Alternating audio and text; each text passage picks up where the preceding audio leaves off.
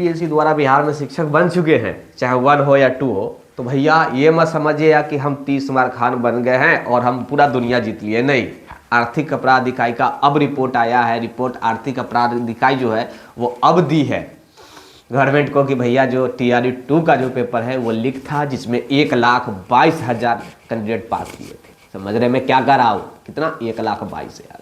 चलिए हम इसके बारे में विस्तार से बात करेंगे, समझ रहे हैं। और एक चीज़ मैं बताना चाहूँगा, TRE 4 में लग जाओ आप लोग, मेरा बात मानो भैया।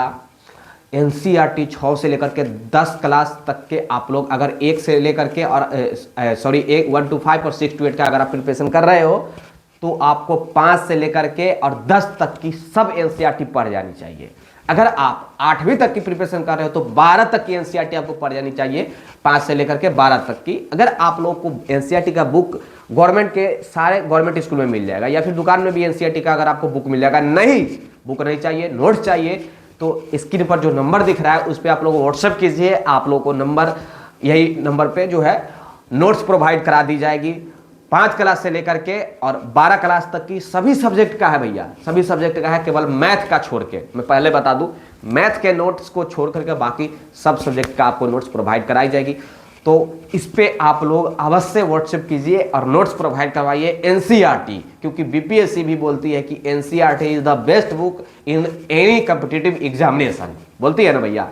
यहाँ तक कि UPSC में भी NCERT से ही पूछा जाता है। तो मैं बार बार कह रहा हूँ, NCERT बुक पढ़ लो, नहीं तो नोट्स पढ़ लो। बुक पढ़ लो, नोट्स पढ़ लो। मेरा मानना यह है कि कम समय में आपको नोट्स ही पढ़ना चाहिए। खैर चलिए, अपना प्रतिक्रिया जरूर दीजिएगा। और हाँ, आगे चलिए ना, चलते हैं भाई। TRE 1 का कोर्ट केस, 2 का आर्थिक अपराध का एक लेटर आ गया है भैया। आर्थिक अपराध ने मान लिया है कि हाँ 2 में भी जो है वो पेपर लीक हुआ था। तो चलिए हम बात कर लेते हैं क्या होने वाला है। और सबसे पहले नमस्कार, TRE 1, 2, 3 कंप्लीट हो चुका है, लेकिन आर्थिक अपराध इकाई का एक बड़ा खुलासा हुआ है। आर्थिक अपराध इकाई की तरफ से जो है फाइनली जो है, जो क्या कहाँ पे जो है पेपर लीक हुआ, क्या हुआ, उसका जो है डॉक्यूमेंट सबमिट कर दिया गया है। कुछ लोगों का प्रश्न भी मेरे पास आ रहा था कि सर जो आर्थिक अपराध इकाई का जो मैटर था उसका क्या हुआ, अभी तक क्लियर हुआ क्यों नहीं।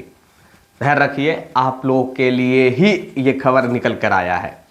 अब देखिए, 1 का मैटर अलग है, 2 का मैटर अलग है, 3 का मैटर अलग है। आपको याद होगा TRE 3 का जब पेपर का जो परीक्षाएं हुई थी, तो उस वक्त जब प्रथम बार, आप जानते हैं कि TRE 3 में 2 बार पेपर हुआ, यानी कि री एग्जाम हुआ था। तो जब फर्स्ट टाइम जब एग्जाम हुआ तो उस वक्त जब पेपर लीक का आरोप लगा था तो BPSC बोली थी कि ठोस सबूत होने के कारण हम पेपर लीक नहीं कर सकते। आपको याद शायद होगा। उसका BPSC जो है वो ठोस सबूत दी, और फिर जा करके BPSC में बोल रहा हूँ, माफ कीजिएगा, आर्थिक अपराध इकाई यानी कि EOU ठोस सबूत दी, और उसके बाद जो है BPSC को उस परीक्षा को रद्द करते हुए री एग्जाम लेना पड़ा। आपको यह शायद याद होगा।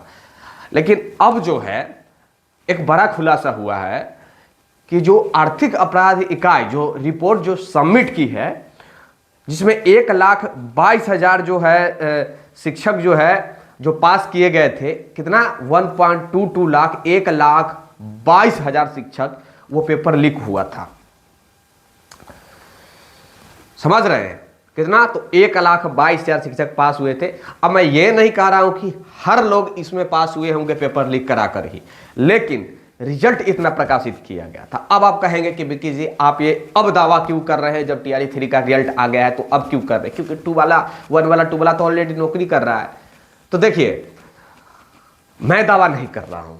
आर्थिक अपराध इकाई को आप लोग जानते होंगे, जिसे EOU कहा जाता है, उनके तरफ से रिपोर्ट जो सबमिट किया गया है, इसमें स्पष्ट तरीका से लिख दिया गया है कि पेपर 2 में भी जो है, पेपर 2 में बोल रहा हूं, TRE 2 में भी जो TRE 2 का जो परीक्षा हुआ था, वो BPSC TRE 2 के परीक्षा में भी पेपर लीक हुआ था। जब 3 में जो व्यक्ति पकड़ाए उस वक्त भी ये जो है एक खबर आ रहा था कि 2 में भी पेपर लीक हुआ, 2 में बहुत दिन हमने भी बहुत सारा उसके लेकर खबर चलाया। तो और उसके बाद ये बात जो है सब ठंडे बस्ते में चला गया। तो लोगों को लग रहा था कि मैटर जो है वो खत्म हो गया, सब लिपापोती हो गया। लेकिन अब जा करके 18 तारीख के डेट में जो है, ये 18 आज जो है, ये जो है सबमिट किया गया है। जो आर्थिक अपराध इकाई के तरफ से जो भी जितने भी जांच पड़ताल किया गया, उसका जो है लेटर जो है वो सबमिट किया गया। अब सबसे पहली बात कि अब क्या होगा। अब तो एक ये आपके जहन में भी एक प्रश्न होगा कि सर अब क्या हो सकता है, क्योंकि सारे लोग तो नौकरी कर रहा है। देखिए अब ये गवर्नमेंट के ऊपर डिपेंड करता है कि गवर्नमेंट क्या करेगी। अब यहां भी वो कहेंगे कि भैया ठोस सबूत है, द्रव सबूत है या फिर गैस सबूत है, जो भी है। अब ये अब तो बीपीएससी के यहाँ से ये निकल कर अब ये विभाग के पास चला गया है, यानी कि एजुकेशन डिपार्टमेंट के पास चला गया है। लेकिन एक चीज़ ध्यान रखिएगा, 2 के समय जो गवर्नमेंट था, जहाँ तक मुझे नॉलेज है उस वक्त गवर्नमेंट था महागठबंधन का, विगठबंधन यानी कि एनडीए की गवर्नमेंट है। तो ये अगेंस्ट में भी गवर्नमेंट जो है वो दूसरी गवर्नमेंट है, तो कुछ भी हो सकता है। मैं इसके ऊपर बात कर लेता हूँ, समझ रहे।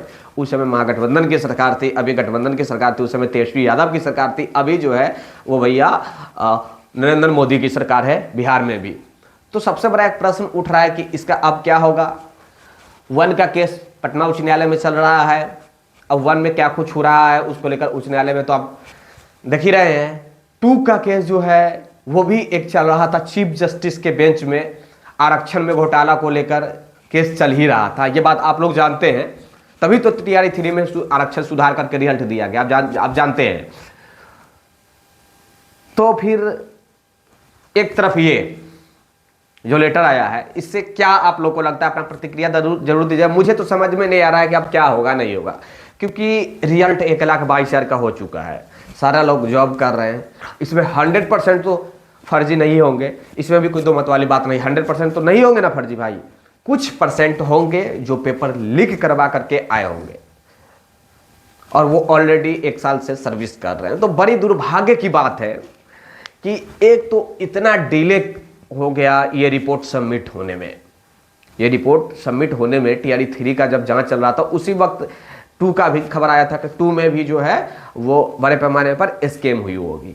तो अब जाकर रिपोर्ट सबमिट हुआ जब 3 का रिजल्ट आ गया है। तो अभी तक के हिसाब से आप देखेंगे तो सबसे ज़्यादा धांधली हुआ था 1 में, देन उसके बाद 2 में सबसे ज़्यादा धांधली। ये आप लोग भी समझ रहे होंगे, जो जॉब नहीं कर रहे हैं वो भी जान रहे होंगे, जो जॉब कर रहे हैं वो भी जान रहे होंगे। यही हकीकत है, आप लोग मानिए या नहीं मानिए। तो अब इस पे विभाग जो है अब क्या जो है वो आगे का जो स्टेप है कदम उठाएगी। आप लोग अपना प्रतिक्रिया जरूर दीजिएगा। और मुझे जहाँ तक लग रहा है कि विभाग कुछ नहीं करेगी, क्योंकि ये बहुत सारा सीट है, बहुत सारे लोग हैं। और विभाग अगर ये आयोग जो आर्थिक अपराध इकाई का ये जो आया है, इसमें स्पष्ट तरीका से कहा गया कि वैन में से जो है पेपर लीक किया गया था, यानी कि जो गाड़ी से जो पेपर जो ले जाया जा रहा था, वो ड्राइवर था 7,000 रुपया ले चुका था, और वही जो है वो पेपर जो है वो लीक कौन मुखिया है और डॉक्टर शिव है उसके बेटा, यही दोनों मिलकर जो है मुख्य आरोपी यही दोनों है, कौन मुखिया है और उसका बेटा जो है डॉक्टर शिव, ये दोनों मिलकर के गेम खेला था और उसके बाद जो है पेपर लीक करवाया था। तो पेपर तो लीक हो गई, रिजल्ट आ गई, नौकरी भी लोग कर रहे हैं। तो भाई पेपर लीक हो गई, रिजल्ट आ गया, नौकरी लोग कर रहा है, तो अब क्या होगा ये देखना काफ़ी दिलचस्प होगा भैया। और मैं उनका नाम ले रहा हूँ, रामनिवास चौधरी। और रामनिवास चौधरी तो ड्राइवर का नाम था, रामनिवास चौधरी और संजीव मुखिया। जी हाँ, रामनिवास चौधरी ड्राइवर का नाम था, जो वैन लेकर जा रहे थे, गाड़ी लेकर जा रहे थे, 7,000 रुपया जो लिए थे पेपर निकालने गाड़ी रोकने को लेकर। उसके बाद संजीव मुखिया और उनके बेटा जो है डॉक्टर शिव, ये दोनों मिलकर के गेम खेले थे, मुख्य आरोपी यही दोनों। खैर चलिए, अपना प्रतिक्रिया इस वीडियो के बारे में जरूर दीजिएगा।